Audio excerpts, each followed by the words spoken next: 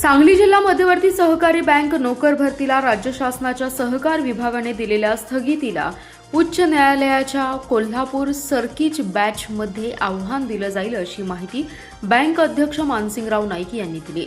नोकर भरती प्रक्रिया थांबवण्याच्या पत्रात केवळ निवडणूक प्रक्रिया सुरू झाल्याचं नमूद केलंय।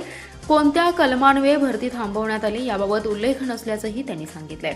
अध्यक्ष नाईक म्हणाले, राज्य शासनाच्या धोरणाप्रमाणे आणि सुचवलेल्या कंपनीद्वारे सुरू असलेल्या नोकर भरतीवर शंका उपस्थित करणं यातच त्यांची खरी चाल लक्षात येते। कोणत्या मुद्द्यावर नोकर भरती रद्द केली याचा उल्लेख हवा होता। सध्या नोकऱ्यांची उपलब्धता फारच कमी असताना जिल्हा बँकेच्या नोकर भरतीलाही स्थगिती देणं चुकीचं आहे। जेवढ्या नोकऱ्या तेवढी कुटुंब उभा राहिली असती। जिल्हा बँकेत 24 जून पासून IBPS कंपनीमार्फत सध्या 444 कनिष्ठ लिपिक पदासाठी अर्ज ऑनलाईन मागवलेत। आजपर्यंत अर्ज भरण्याची प्रक्रिया सुरू आहे। जिल्हा बँकेच्या संचालकांची मुदत 22 नोव्हेंबर 2026 रोजी समाप्त होणार आहे।